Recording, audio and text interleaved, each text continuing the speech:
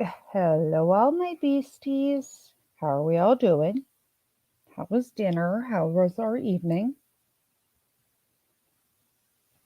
Everybody say hi. So, welcome all the new people.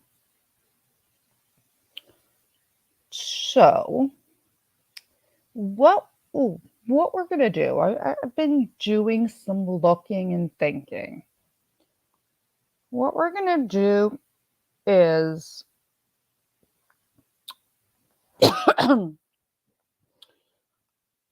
gonna briefly cover some highlights. We are going to watch some selected things from the first few days at trial. And then we will be able to jump right in and continue on.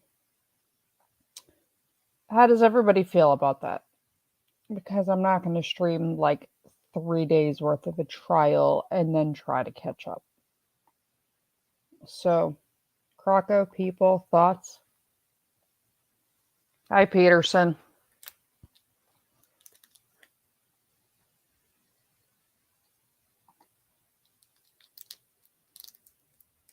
Croco, unmute yourself and answer me.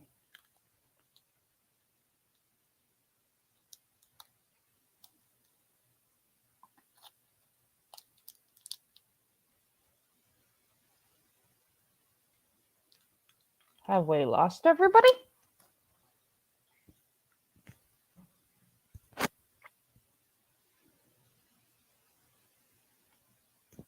Oh, Katie, that works.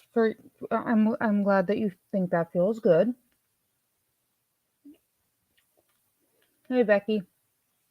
So, what do you guys think about that with our plan to catch up with the Millete case? Hey, intellectual. So, what is everybody's thoughts? Or do you really want me to try to lose my mind?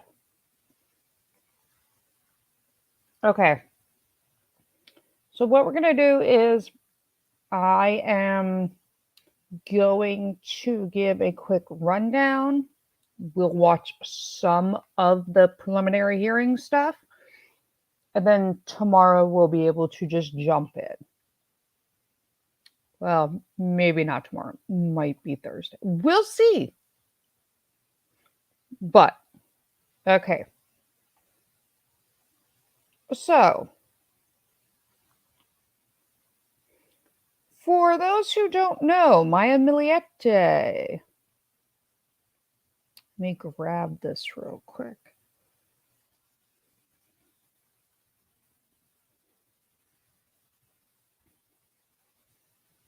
Let me grab this real quick. So, the disappearance of Maya Millete. She disappeared January 7, 2021 from Chula Vista, California. She is married to the lovely Larry, and oh, is he special? They met in high school. He does have a little bit of a criminal history. But not enough to keep him out of the Navy. Served in the Navy. They moved to San Diego. In 2020, their relationship was deteriorating and he became controlling. December 2020, she starts telling family she's going to divorce him and formalize the separation. And, there was some discussion of physical harm and whatever. On January 7th, she was last seen at the family house around 5. Earlier in the day, she had spoken to a divorce attorney. The next day, and we'll hear this, the black Lexus was backed in so you couldn't see what it was doing. Then the vehicle was impounded. Maya's relatives showed up. Nobody was able to find her. There's an empty room at her house. No sign of her. Nothing in the house. January 13th, people start searching. Lots and lots of searches. And he has not ever attended. So we are going to start with some of the preliminary hearings. I don't think they searched all of the ocean, Peterson. Maybe you can do that. But here are the highlights of day one, and then we're going to watch a little bit.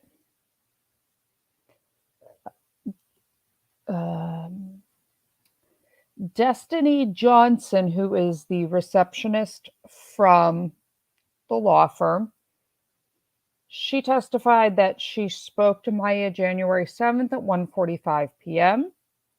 She testified Maya did not want an in-person appointment. She thought she would be followed and was worried about the ensuing behavior.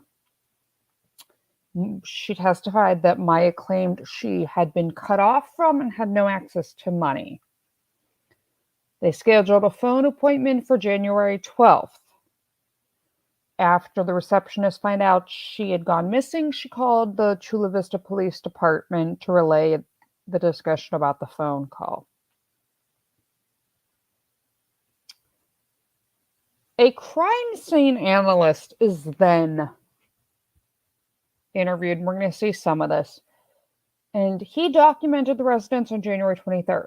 On cross-examination, he testified there was evidence of blood spatter on the master bathroom's wall in a 2 to 3 foot area, but they couldn't tell if it was human. Another part of the master bathroom could have had blood. They found it by testing the entire bathroom with a chemical called Blue Star luminol. So, what we're going to do is we are going to see if, where'd this go?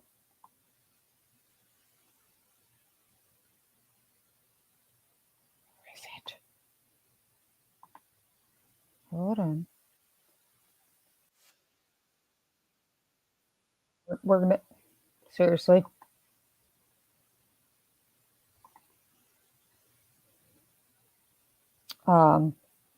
We are going to see. I don't want National University. I already have multiple college degrees. Thank you.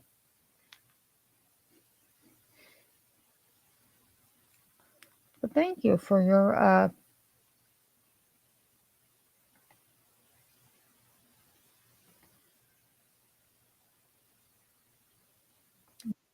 dedication. Hold on, guys.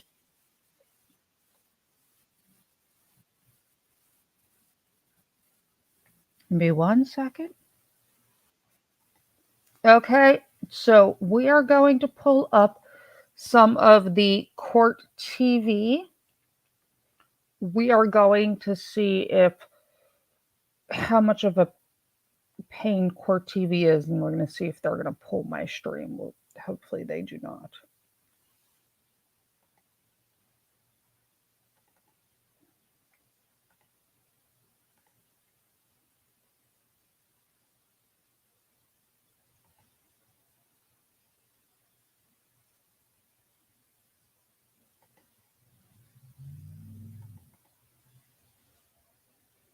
Okay, here we go, guys. Oh, I'm careful of them. Don't worry. I make sure that there is quite enough commentary generally that they don't. Yeah, you have enough commentary, and this is 3 days behind, so they're busy with other things. Trust me. More than 2 years now since Maya Millete, a young mother of 3 from Chula Vista, California, disappeared. Her family's been looking for her. The community's been looking for her. You know who never went looking for her? Her husband, Larry.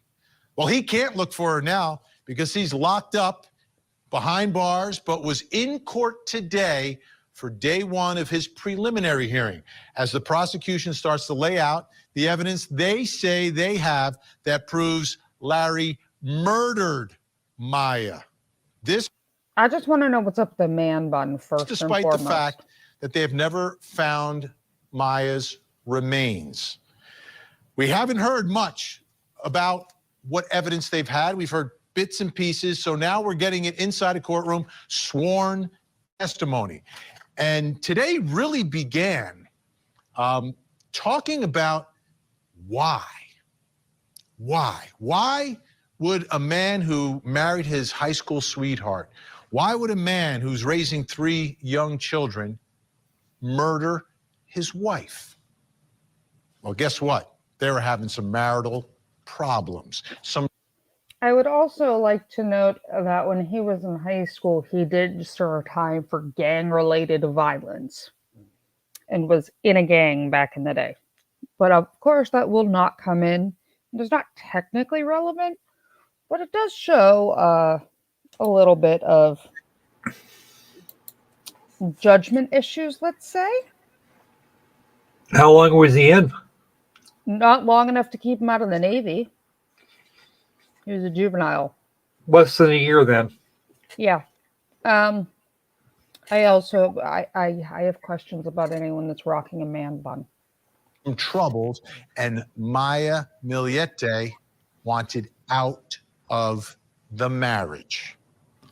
On the witness stand today, a woman from her divorce attorney's office testifying about exactly what was going on. And I think this speaks volumes because this is a case, while you never have to prove motive, prosecutors need it. Take a listen. And in January of 2021, did you contact the Chula Vista Police Department? Yes, I did. And why did you do that? I did that because I had taken a phone call. This is what I was telling you guys about. This is the receptionist for the divorce attorney. And made an appointment. And I don't remember exactly what day it was, but I was told by my boss that there was some issue with whether or not Maya was missing. And so I just wanted to call the Chula Vista Police Department and let them know that I had spoken with them and kind of give them our conversation, just so that it was documented and they, if they needed anything, they could contact me. So you spoke with someone by the name of Maya. Did she give you her last name? Yes, she did. And what was that? When she introduced herself initially in the phone call, she introduced herself as Maya Millete. She did not want to do the appointment in person because she was afraid that, she would be followed. She had some concerns in regards to the behavior that would follow if it was found out that she was filing. She just said that she wasn't confident that she'd be able to come to our office without being followed or being, having somebody see her go there and relay the message to her spouse. I'm sorry, if you are already considering divorce and you've called a divorce attorney and you've told multiple other people, like, hey, I'm going to divorce him. I might need a safe house. He's cutting me off from the family. I'm cut off from money. And you're too scared to even go to the attorney's office? I think we might have... I'm just saying, I think we should have done this a little earlier. But I'm not in any way faulting her. But to me, that's a big red flag when you're like, I'm too scared to even go to an attorney.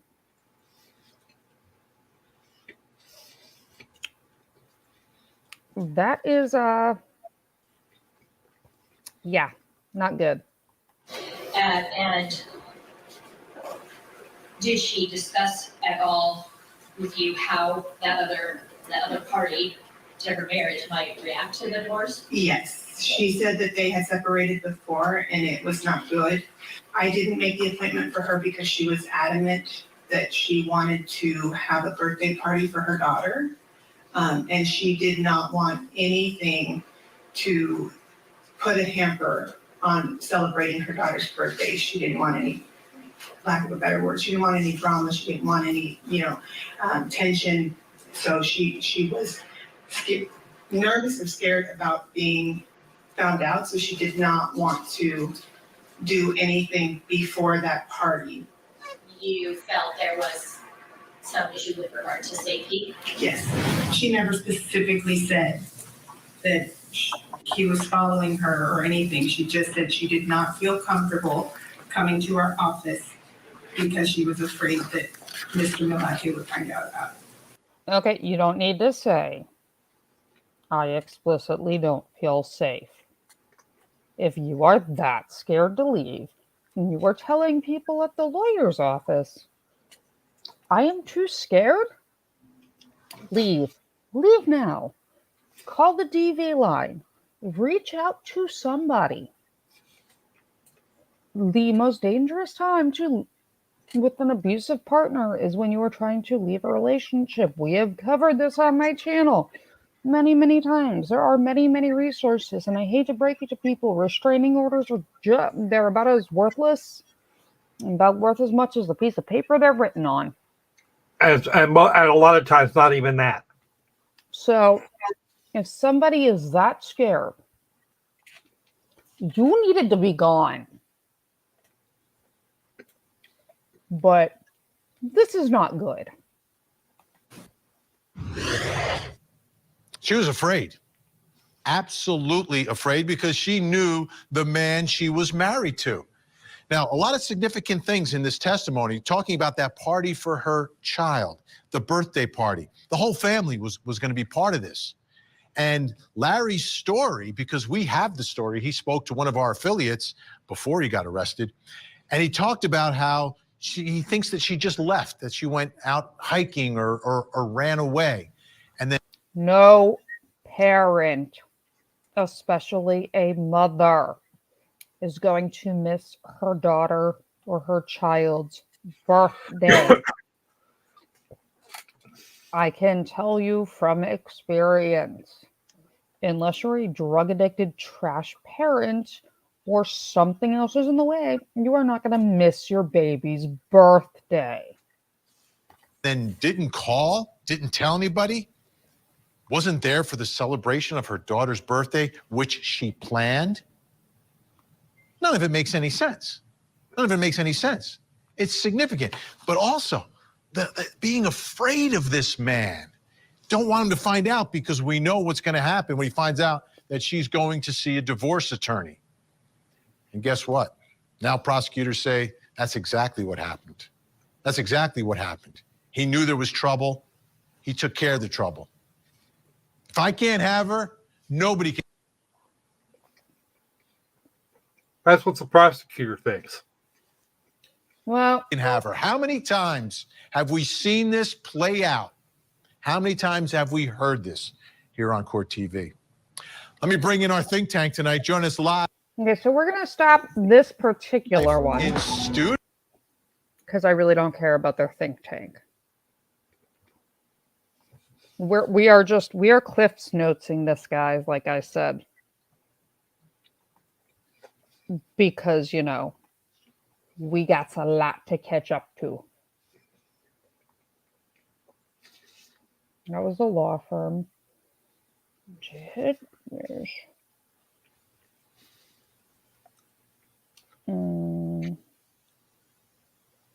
Okay. So now we're gonna pull up some stuff from day 2. The day 2 summary is that the crime scene specialist concludes his testimony, so we're going to see a little bit of that. Maya's sister talks about their life, talk about how they met,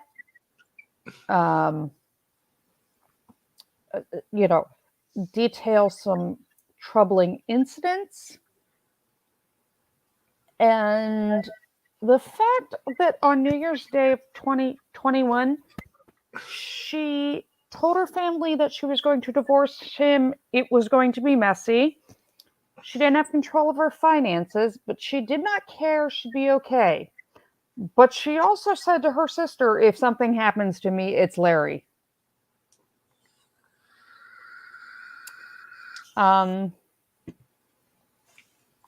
That's generally not a great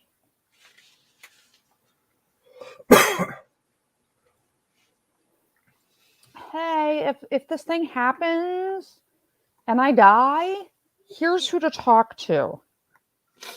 Yeah, that's usually a bad sign. Like let's not, guys.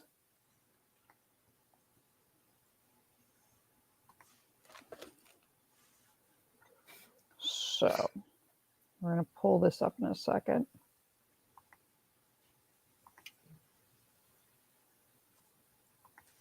Unmute this.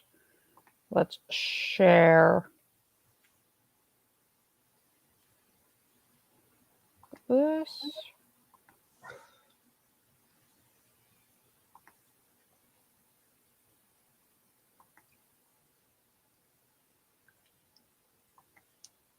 Okay, let's go. The leader, she's usually the first honor or second honor growing up, and when she was in grade school back in the Philippines, and she's sometimes she can get A's and B's, so she's always been the smart one. During her testimony, we learned a little more about the early years of Maya and Larry, about their wedding and their transition to the military life when Larry joined the military and was stationed out east, while Maya stayed with family. During her testimony, we also learned Maya liked to write, even writing a book. Mary Chris says she also kept a diary. Mary Chris is one of 25 witnesses that the prosecution expects to call. We've already heard from a forensic specialist who talked about finding possible evidence of blood in the home Larry shared with Maya and their 3 kids. But he emphasized the tests could produce false positives and doesn't specify if it's human blood. Larry is accused of murdering Maya, who hasn't been seen in 2 years. His preliminary hearing is expected to last up to 3 weeks. Reporting from San Diego, I'm Marie Cornell. Well, thank you to Chanley and Marie for those reports. Joining me now as our guest for this hour, Deputy Public Defender for LA County, Philip Dubé. Philip, always great to see you. Let's start first with Larry Millete, because we know it's day 2. We just heard about this, but this is a preliminary hearing. So remind our viewers what the purpose of a preliminary hearing is. Okay, well, we're going to go past this. We don't care.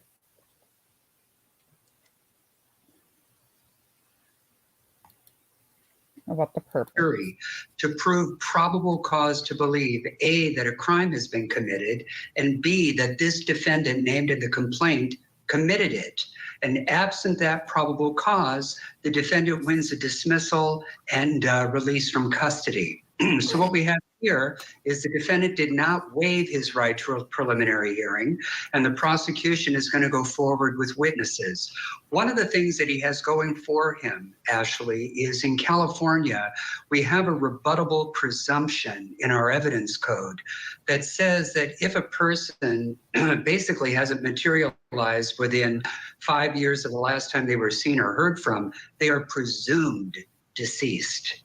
But here, she's only been missing since 2021. I think they're going to be hard pressed to even prove that they have a homicide. Just because somebody hasn't seen the girl since 2021, does not even rebuttably presume death. It just shows perhaps that she has disappeared. Additionally, I don't think there's going to be enough evidence to show that the blood found was a fatal amount. In other words, if they would have found a huge puddle or collection in the house, that would be a fatal loss of blood, almost like a hemorrhaging, if you will, then that's probably enough to show probable cause that a death has occurred. But we'll see. All right, so let's talk a little bit more about this case, the preliminary hearing. It's not much evidence at all. I mean, the probable cause standard you just mentioned means if I were on the bench listening to this, there doesn't have to be, it's not a high burden that has to be met. And it's interesting because this case has something very similar to the case that we're covering in Jensen, and that is the sister testifying about what she was told from beyond the grave, assuming Maya is even deceased. Let's listen together. She said, all she said actually is just, be ready. It's going to be a messy divorce. If She said, if something happens to me, that's going to be Larry.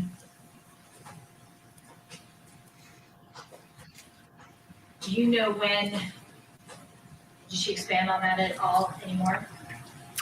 No, because at that time, I was scared for her too. But I just told her, be careful. Why would you say that?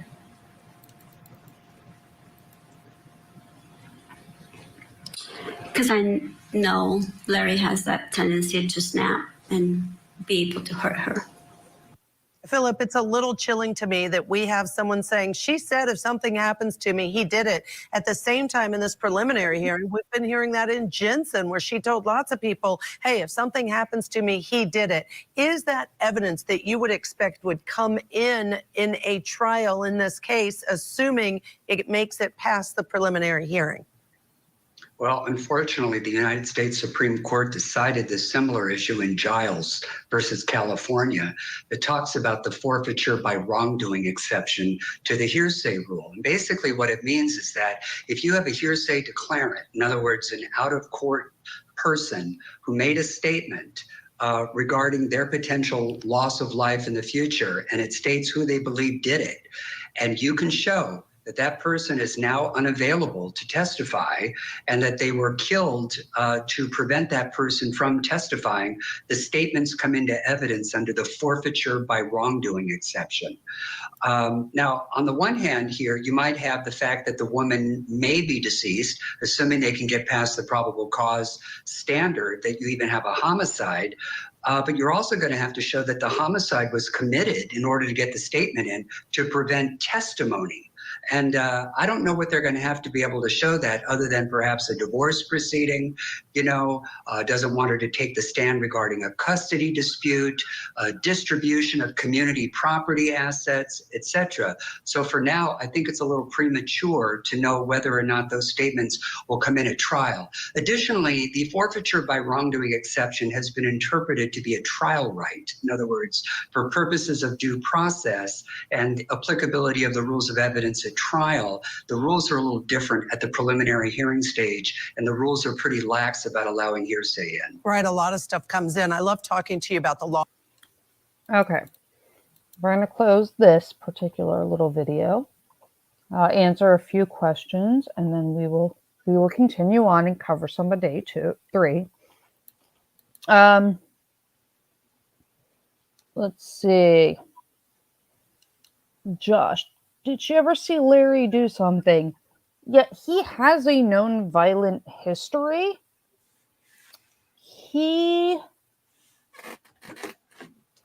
Where is it?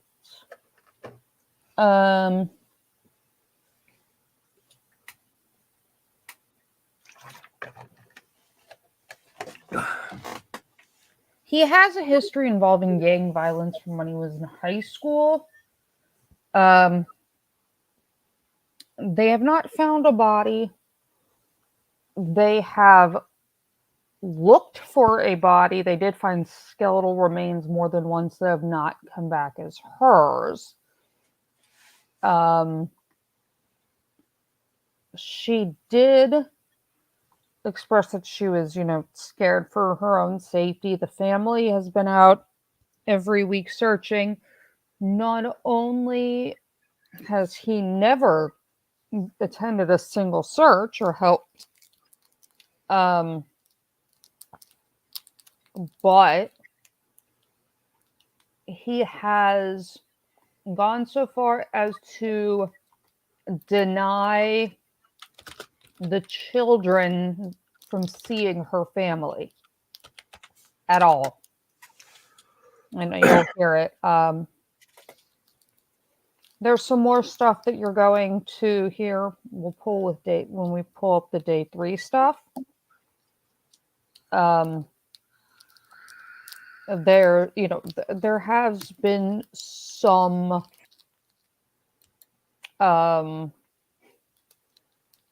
unfortunate things that have happened. And I will also say, where did JMK sounds like a setup? Yeah, but here's my thing. When you go find a psychic and a faith healer, and you start hiring I'm trying to think of the nice way to put this. People that partake in junk science, and in emails write that you would like them to curse your wife so that she becomes an invalid and can't physically ever leave you, kind of like that whole misery, I'm talking about the movie. Krakow. Yes, I'm right here. The movie.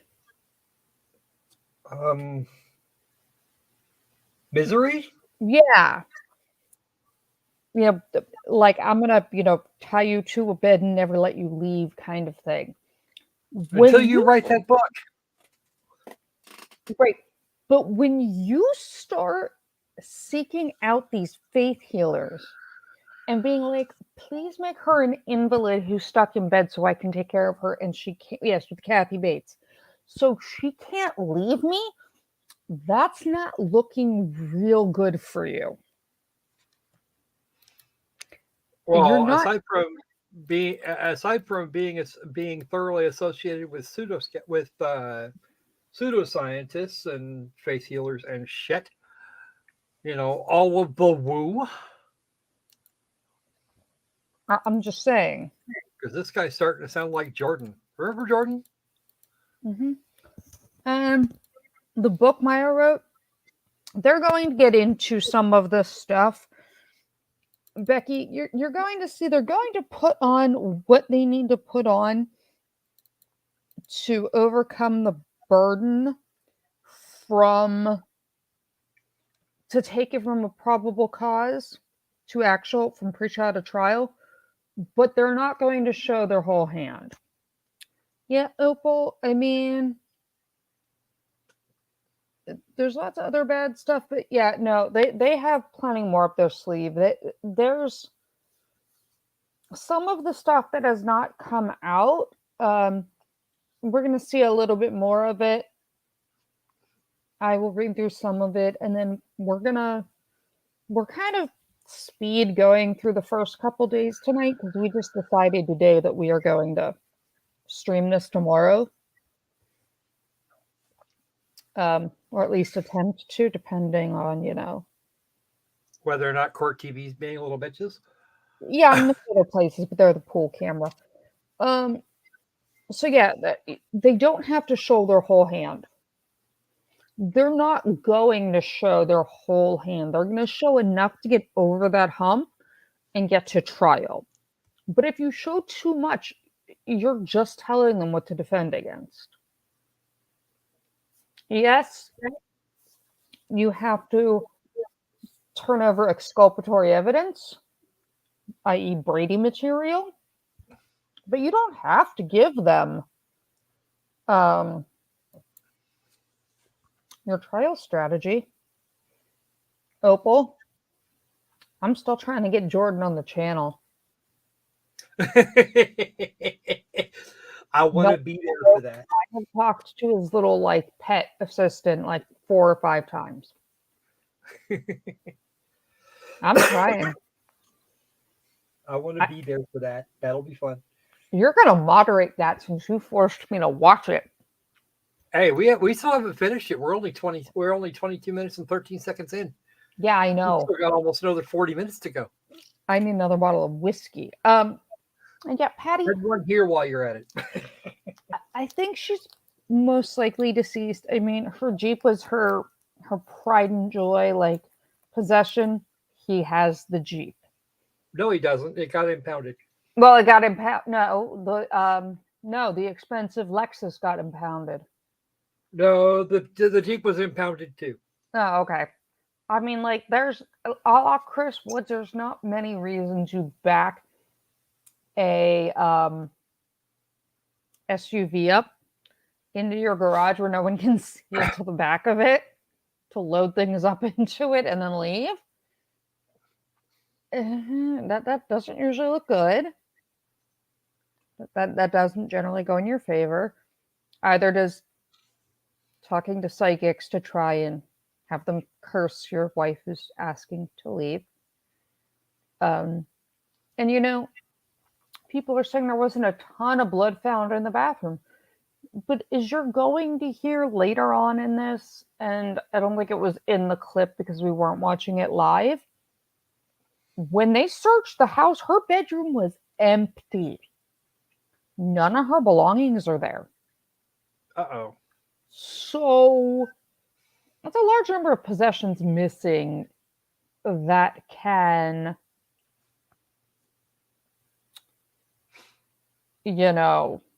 hold blood. How often is a missing person murdered versus ran away somewhere? So, Claude Simeon, one of the things you'll know is generally, or notice, when somebody does that, it is actually very rarely a mother of multiple children. And if it is, she's not getting very far. Or she takes the children.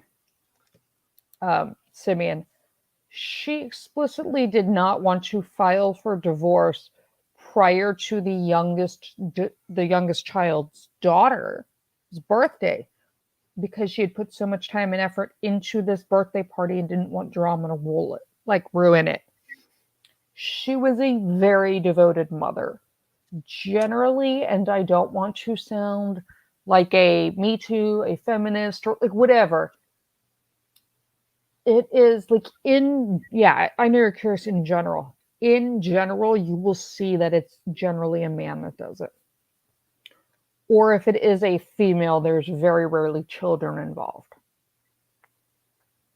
Unless she whacked the children first, because that's a thing that's happened. Right, but I mean, absent of those circumstances,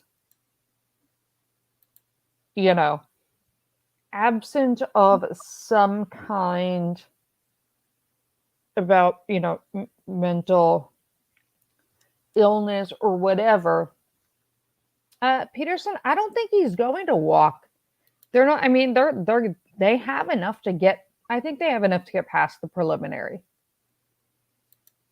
There's a lot more that you haven't seen yet. He has a lot of very suspect internet stuff. So, we're gonna go with this on day. I'm gonna run through the highlights. We'll watch a little bit from day 3, and we're gonna try to pick this up tomorrow to watch. Maya Millete's sister was cross-examined. She was suspicious something happened to Maya because they'd gotten into a fight the night before she disappeared. She could tell there was a change in the relationship between Maya's family and Larry because Larry logged into Maya's Facebook account, read all of her messages, and unfriended her family. Oh. That's not normal to go unfriend your wife's sister from her account. Her brother testifies, saying in 2020 he was concerned Maya was leaving and asked for help. Maya moved out and into with her brother for about 6 weeks. Larry said he knew about an affair and that Maya had confessed to, and he was going to murder the other guy. Yeah, we don't want him to do that either. Right. Maya was talking to her brother on Facebook, and she mentioned abuse, being isolated, and everything. Larry was the only one driving Maya's Jeep, which he never drove. On January 8th, he went to the house. When he asked the daughter where she was, she said, "Mom has been locked in her room for 11 hours and hasn't fed any of us." The brother knocked on the master bedroom, called out, didn't hear any movement. Door was locked, and there was damage to the bedroom door. I'm I find going. it unlikely that she would that a woman that was all gung ho about daughter's birthday party would take half a day, fully half a day, and completely ignore them. Right, she would never not feed her children.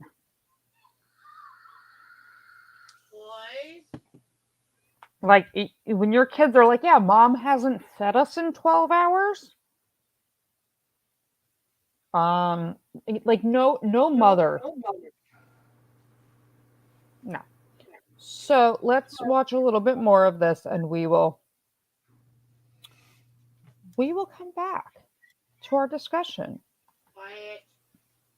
But let's watch some of this, because this is just fuckery.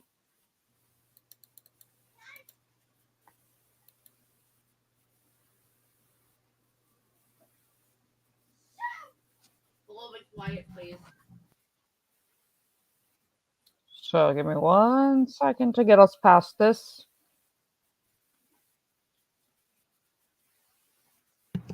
From the pictures that we saw, they weren't very old. They're little. Yeah, 6, Hold on. 7-ish maybe. Hold on, guys.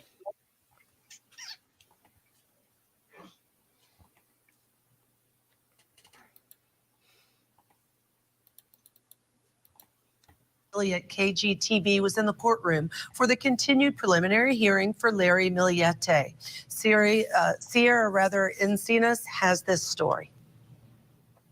It's day 3 of the preliminary hearing to see if Larry Millete will go to trial for the murder of his wife, Maya Millete. On the stand today was Maya's sister, Mary Chris Drulé, who was able to finally wrap up her time. Larry's defense attorney asked questions to try to paint some type of a change in lifestyle just before Maya's disappearance. Drulé either didn't recall or denied any change in lifestyle ranging from fashion to alcohol use. Larry's defense attorney pressed Drulé about why Larry didn't help with the search. She asked if the family knew if Larry's dad was in the hospital. The first day that we were searching, we went at the 11 or the 12, I don't know exactly when, we said, take care of the kids, because his parents are not home, so we contacted them in Texas for them to come back and to help take care of the kids. So if we could, they could help out with the kids, and hopefully we were hoping, Larry would be able to help us then search for a sister, but he never did.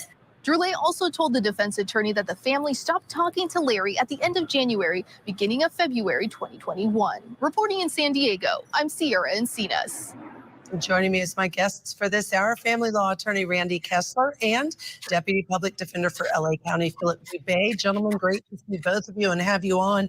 Randy, let me start with you because, sometimes the preliminary hearing is a hearing that's waived and the defendant doesn't force that hand, so to speak. In this case, he did, and I personally think it was the right decision because there's really not a lot of evidence. We don't have a body. We don't even know if she's dead, but yet he's charged with her murder. Yeah, look, you want to get everything out in the open as much as you can. When you're the defense lawyers, your job, it's interesting. When you do civil cases, you've got a burden to prove the case. When you're the prosecution, you've got to prove the case. When you're the defense lawyer, you're just sitting back thinking, how do I disprove it? How do I poke holes in it? They want to see everything they can. And the more that's out there, the better for the defense to be able to figure out how do they defeat this? How do they argue against what is out there, and how do they start building their defense? And it's got to start with, what does the prosecution know? What do they have? Preliminary hearings are the first step in trying to figure out, what do they think they have? What do they think is going to win over a jury? I know some defense attorneys call it free discovery to have a preliminary hearing. Not that it's really free discovery, but it is an opportunity, to your point, to hear what the prosecution is going to allege, the evidence that we have. Philip, before I have you weigh in, I want to listen to a little bit of the testimony because we know Maya's sister has testified, and she testified on direct examination that her sister told her, if something happens to me, it was him. But on cross-examination, the defense did a pretty effective job of asking a follow-up question about whether or not she was worried. Let's listen. Did you hear Miss Millete say that Larry is scary, so if something happens, you know why? No. So what did you hear? She said if something happens to me, it's Larry. And that's exactly what you heard. Yes, ma'am. What was your reaction after you heard your sister say that? I was just taking it all in and just listening to the discussions, and there's a lot of conversation going on, so I didn't thought of anything of that. You were not worried.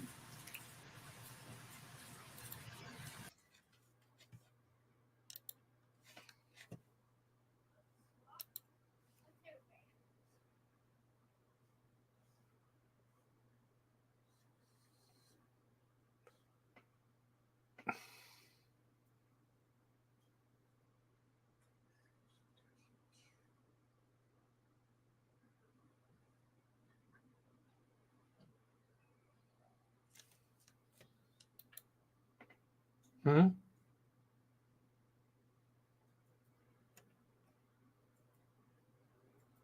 What's going on? Hello?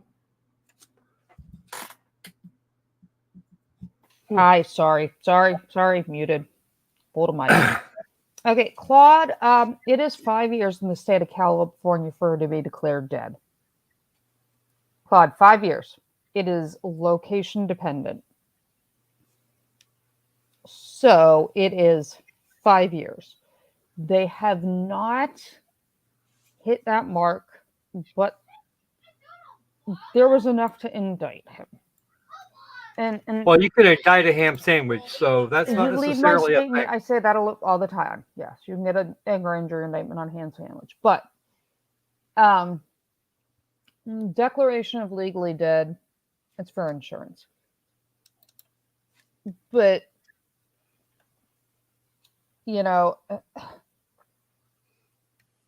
Becky, here's the thing: you can't. I mean, you know what was said. You can't necessarily record things. Some of that's dependent on state too. But you also risk, if you push too hard against someone that's in an abusive relationship, that they will stop talking to you. They won't confide in you because, whatever. So we will see. If they get past this preliminary trial, it's going to be interesting. We're kind of just doing this as a speed run tonight so we can watch this tomorrow and watch more of the stuff. But it's weird. And his internet searches and the things he has done are weird. You mean the quacks that he was looking up? Not just that. You literally isolated your children from their grandparents and aunts and uncles who were primary caregivers.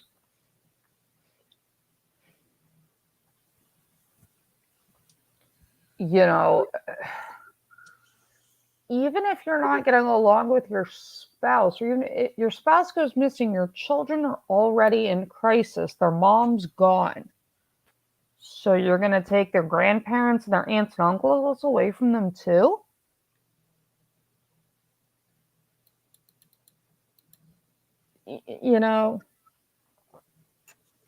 There's a lot that doesn't line up here. So. Not at the time. When did you get worried? I think I got worried on that Saturday, January 9th, when we can't find my sister. Did you advise your sister what to do? during the whole conversation, I just kind of told her, I remember telling her to be careful.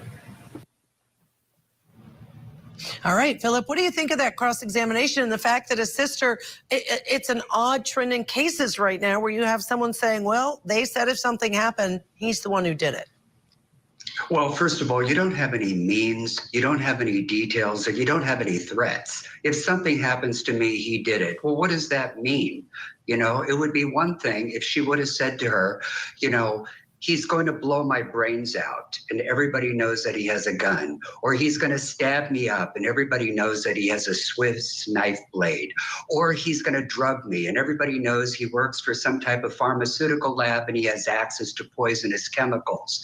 When you leave it vague like that, then what you're left with is the bias of the sister. Of course, she's going to say whatever she can to take whom she believes killed her sister down. So from that standpoint, I think there was some missed opportunities, but on balance, I don't really think the sister adds a whole lot. I love listening to you, Philip, and I can imagine what you'd be like watching you try a case when you'd go down that road of course, that's what she's going to say. Because of course she is.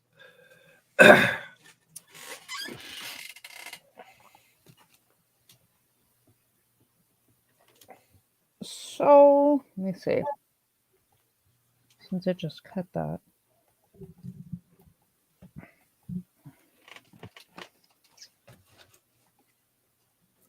Hold on, guys.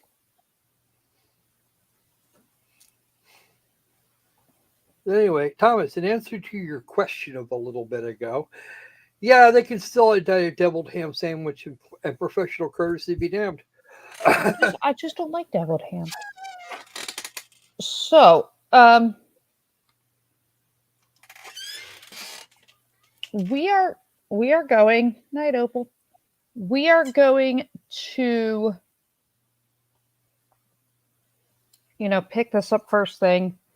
I'm going to put a stream up and in a little bit I'll put up a stream with a placeholder for tomorrow, and we'll watch it and we'll break it down together. And yeah, there are lawyers breaking things down, but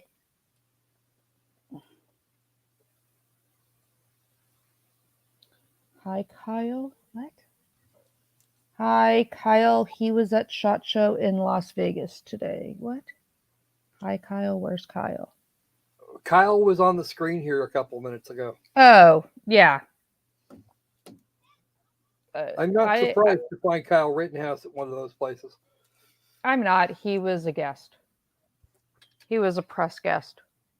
Oh, cool. So I was supposed to go as a guest of a certain company to SHOT Show, but I'm not allowed to fly it. So, but. And that's a very long drive. Yeah, I don't do car drives like that. But no, Becky, no apologies. I was just confused. So, we're gonna pick this up tomorrow. Does it look like a slam dunk? No. We don't have a body, and you haven't hit the 5-year. But you would be hard. Hey, Danny. You would be hard pressed to keep me away from my tiny person.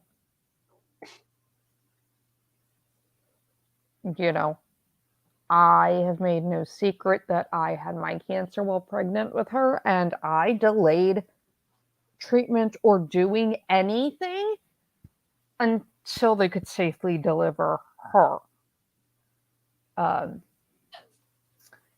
I walked down to the NICU to be with her, and I spent all day, every day in the NICU with her, hours after a C-section.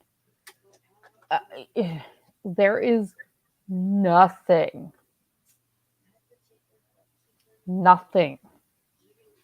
I have signed myself out of the hospital while admitted because I was septic, because her birthday was the next day and I wasn't missing her birthday. I was like, I almost signed myself out AMA. I'll sign myself back in tomorrow. But come hell or high water, I will be at the princess's birthday.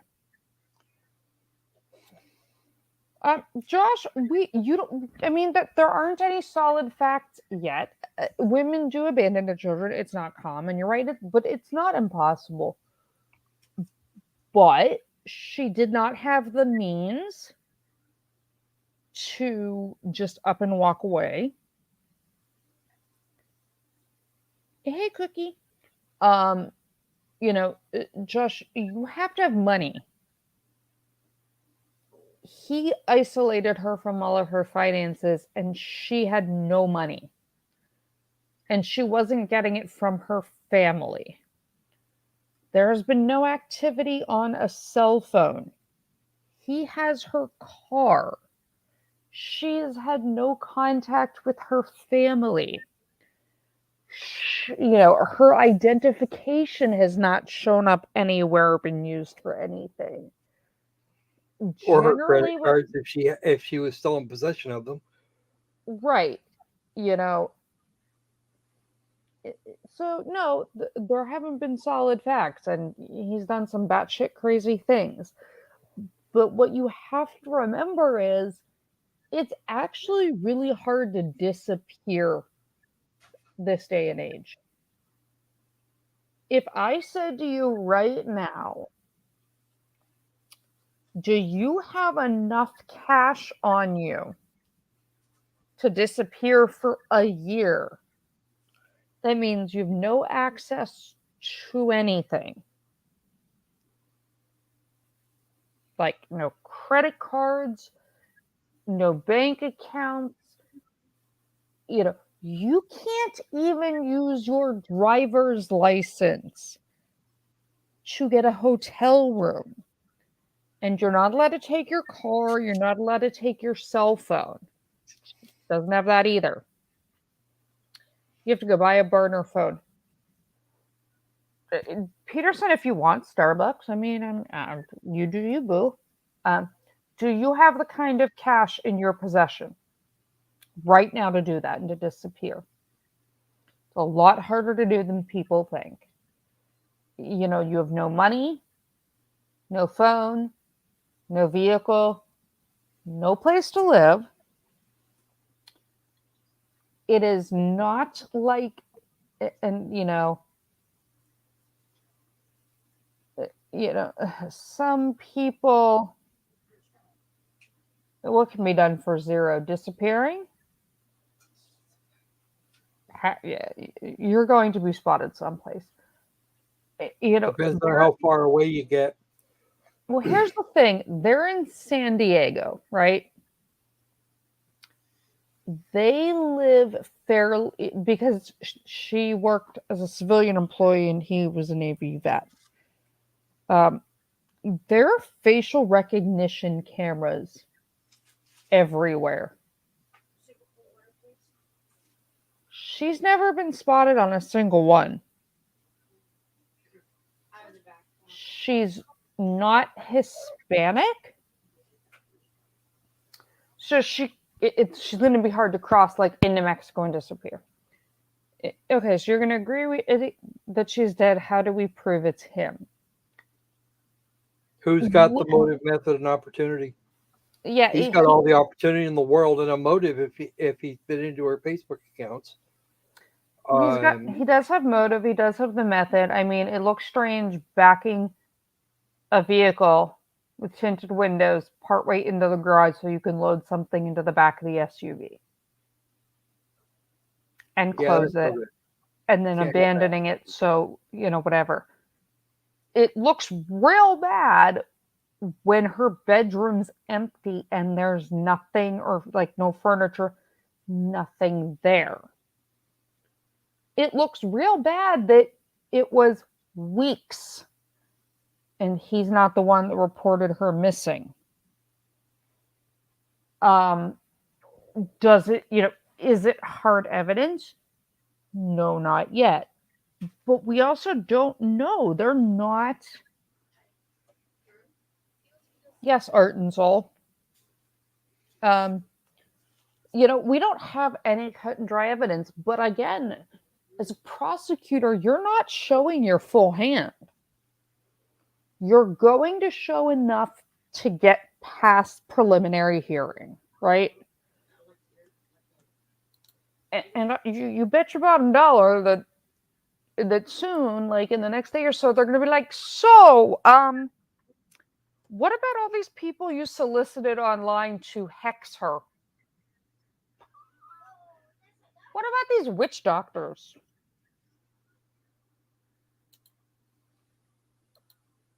I mean, well, that's not a smoking gun. It doesn't look good for you. But certainly not going to help him. No. No, it's not. Yes, it's circumstantial, but the reality is circumstantial evidence is just as valid as tangible evidence to a point. It bears the same amount of weight. Well, especially if you know how to use it in the argument. Yeah. And he's been sitting in custody for a while. If you're going to have a hard time explaining estranging things. You forgot, Josh, what's the charge? Murder. It's going to be a hard fight for the prosecutor. So let's see how this goes. And I mean, Josh, you know that I will call a prosecutor out. I think I've called several prosecutors out and asked what law school, what Aldi box of Cracker Jacks they got their law license from. What was it? The guy in New Mexico? Binger, I'm sure you called his ass out too. But then Binger has it coming. So. No, Binger wasn't New Mexico. New Mexico was the one where the prosecutor was stupid enough to hand the guy she charged with murder the actual weapon without clearing it. No. I was referring to Binger separately. I know. Oh, yes, but I'm just saying. Binger needed calling out, but pointing a weapon that hasn't been cleared at the jury. Yeah, I'm the one that's like, what Aldi ass off-brand box of Cracker Jack did you get your law license from? I'm gonna need that back. Did you stay in a Holiday Inn Express last night? Danny, they haven't said a word, and they're probably not going to.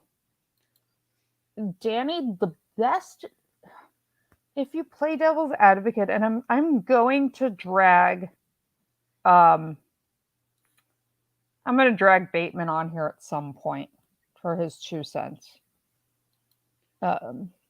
I'll check in 1 second, Becky. So the defense isn't going. Defense is going to say she up and left. She's fine. She's living somewhere. Started herself a new life. Nothing left. They're not going to put on any kind of defense until they have to. I would be shocked if he even testifies. I would expect not to, actually. It seems like the only thing he could do is stab himself in the face. Pretty much. I mean, the thing is, you are going. He's gonna hide behind the fifth. Good.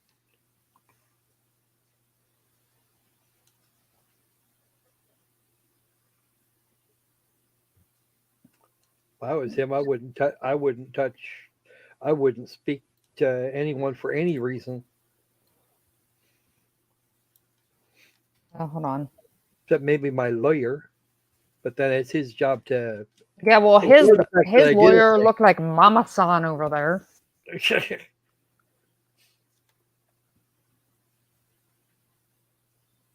All it was missing was the moo-moo, right? I'm just saying, she looked like I just can't.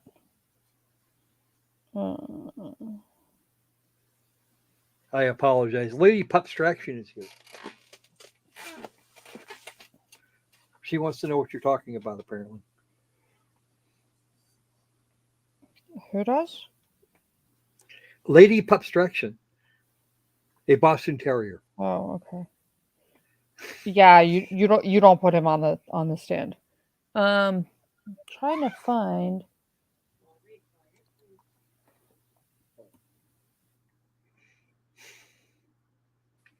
Mind you, I thought the same with Kyle Rittenhouse. They put him on the stand to extreme effect. I mean, there are some things you just don't put on the stream. NBC San Diego. Here we go. Because we're gonna put this back up.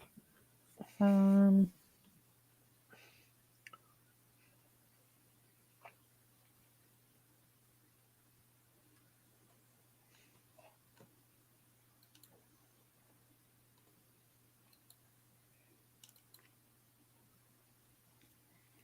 to figure out.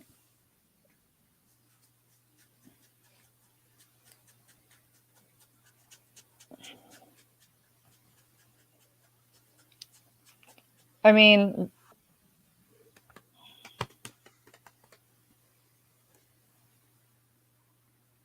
you know what, guys? Let's watch a little bit of this. They're pulling up some.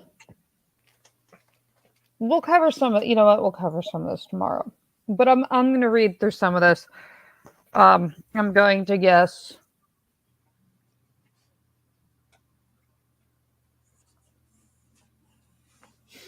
What time are they starting?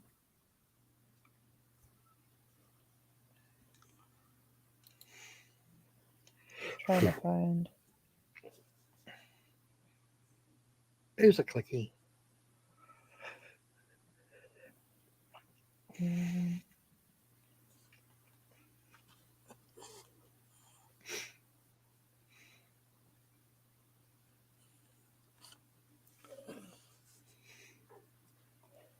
It's going to be tomorrow morning.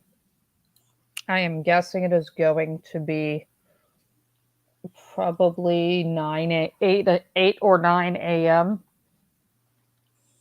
Pacific because it's in San Diego. So it's probably going to be about 9. That'll be my time. It's probably going to be 8 or 9 San Diego time. So we'll figure it out. We'll put it up. But I'm looking at, some of the coverage from 7 San Diego. And, where is this? She missed the trip to Big Bear. Her daughter's birthday.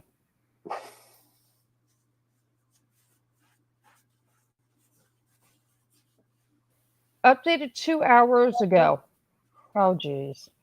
Taking the stand Tuesday in the downtown courthouse was Maya Millete's father.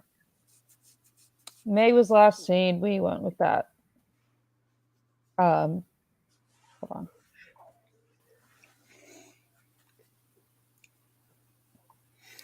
This is insanity. Here we go.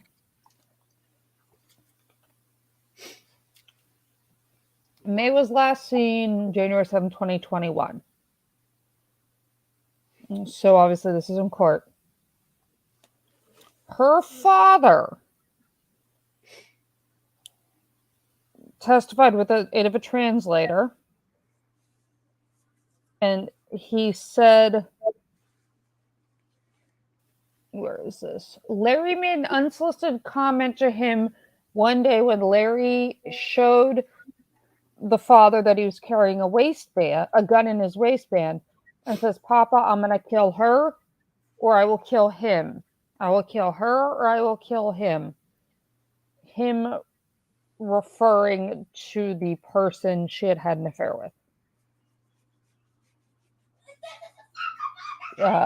They've got the note up. Let's see. Let's see this note. Try a note for you guys.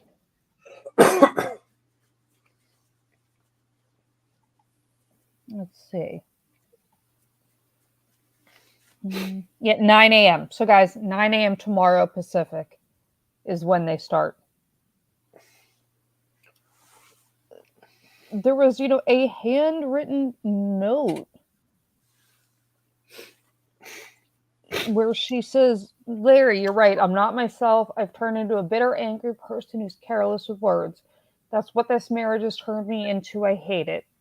I hate that you get me so angry all the time and you're so righteous while I speak bitterly. You want to keep trying, but each time I'm outside the house and not within your view, we fight. It's unhealthy. It's toxic. We need to change. With the kids in mind, I want to be happy, and happy is not with you. We cannot keep doing the same thing and expecting different results. I've been gone mentally and emotionally for a long time, and you have failed to notice until I found the strength to initiate physically leaving. I thought you would consider it.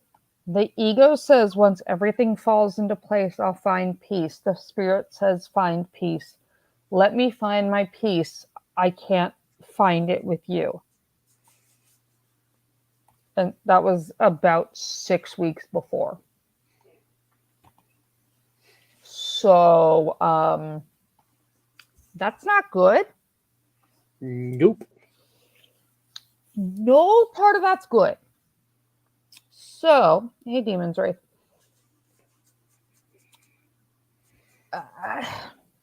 Peterson, it's in her handwriting. Danny is the same thing. Yeah, and I've said it, and that is her writing. It's in her handwriting. They have a picture of it. And no, you shouldn't tell the abuser you're leaving. That's why it's considered the most dangerous time. So 9 a.m. tomorrow morning, the stream will they're gonna start restreaming. 9 a.m. Pacific. Croco. Yes. Why don't we put it up for like 8:45? Sure, we can do 8:30. We'll put it up for 8:45. I'll see you here at 8:30. Your time, not mine, because it's I know, since I know what the trial is, I know how to set it because it'll be about 11:30 for you. Mm-hmm. Peterson, there's other things complaining about abuse. That you have to remember, she may have not wanted to put it in writing, and I'm not saying anybody's who's right or who's wrong. I want to see how this plays out. I want to see how the prosecutor paints this. She's not complaining about abuse there. No, you're right. She's not. But to me, the biggest hallmark is you are withholding the children from their grandparents and the rest of the family when there's no reason to. They've already lost their mother. To me, isolating the children is very strange, as is seeking out people to hex and curse your wife.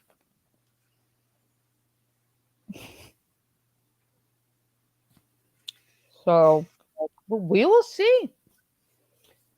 Peterson, she shows up. I mean, I'm willing, I will.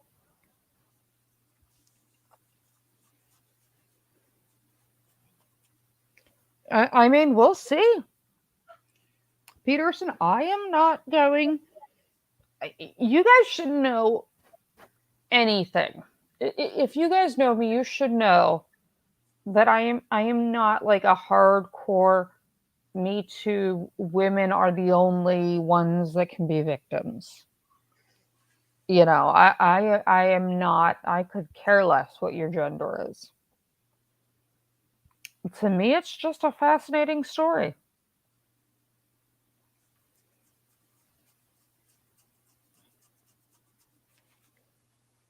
So we will see.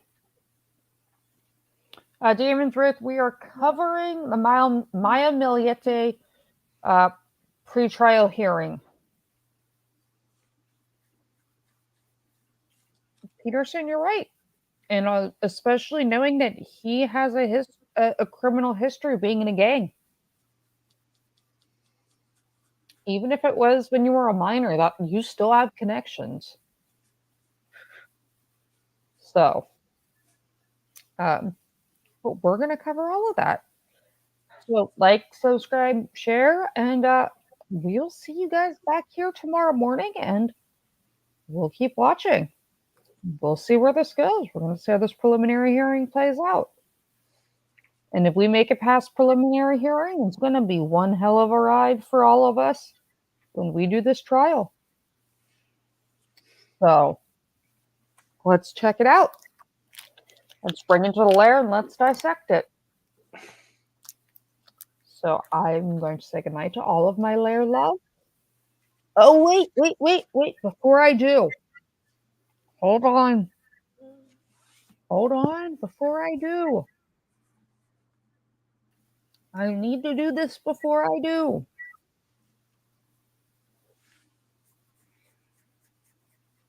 Hold on.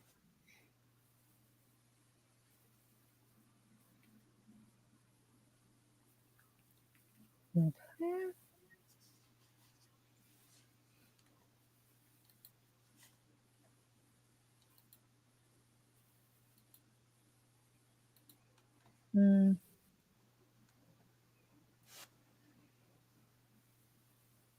Okay. Hold on. What am I holding on to? I was just thinking that. So this guy's ready. This is one of our tumblers. It's got my little person's name, but it's going to have the Lair Live logo on the other side. Woohoo! It's all nice and sparkly. Yeah, it does have my daughter's name on that one. So that is going to be what one of the glitter tumblers look like. And we shall have Becky, isn't it? Or Steve. So as soon as it's finished curing, the link will go up so we can all order anyone that wants them. She can do them in just like black and silver, black and green, whatever. You'll be able to pick your colors. You'll be able to pick if it's glitter or not. If you don't want glitter. So as soon as I have that link, I'll put it up. I want to show you guys that sneak peek. So let the grift begin. No, Doc. Unfortunately, that's not really a grift because I'm not getting any of the money. That is an extremely talented young lady who, due to a family situation, is the sole supporter of her family and is a loyal follower and a very sweet person. And she does my merch and I get nothing from it. It all goes to her. And Josh, people have seen some of my clickbait photos. Trust me, if I'm going to grift, I can grift it better than that. I have signed copies of the issue of Maxim I was in, so trust me. If I wanted to, I could do a better job. But no, as people that have been around on the channel know, it is not. Yeah, I like to support and call out not just females, but lair members that are artists, creators, whatever, ones that are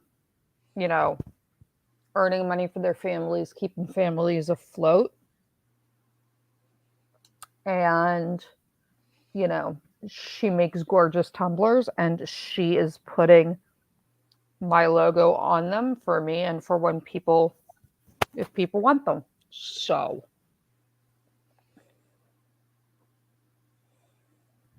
Beck, is that you? It's what, me, huh? No. No. I see where it says Becky, so is that her? Okay. No, it's not. But no, so Kara has done gorgeousness. Sure, Cookie. If you really want me to sign one, I can. Yes, Danny, I was one of the hometown hotties back in the day in college. So way back in the day. Yeah, that was 2 weeks ago. Yeah. Oh, yeah. 2 weeks. No. But no, I like to make sure to support my lair members. I have always said this channel is, I did have to say Max and Patty, but it's okay. They're going to have a real hard time finding it. So I have one of the few copies. And it was before social media, so it's not online. But I mean, you get about as much of a shot of my cleavage when you look at my one clickbait thing about lube, or when they all see my dirty gun cleaning thumbnail that's coming up. We can sneak peek it if you really want. Let's see. Hold on. Let's see. Hold on. We will really mess with people's minds. How about this? Yeah, everything needs to be clean. Why? We dirty things are bad. We don't want that. Why can I not see? Oh, view. That's why, because I'm I was like, well, yeah, because I'm the idiot. Half the time it's me.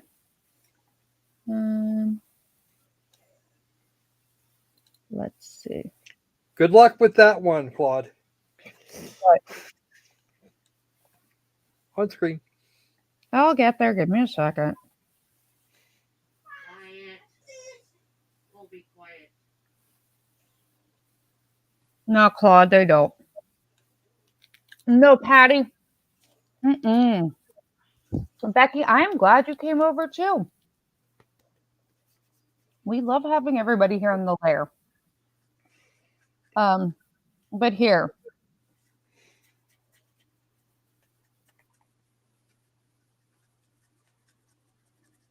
For all of you guys that want your very, very quick sneak peek at one of the next videos that's going up, I will show you the thumbnail and we will see. Okay? It's not staying up long, but there you guys go. So like I said, I got this. But I'll see you guys tomorrow morning.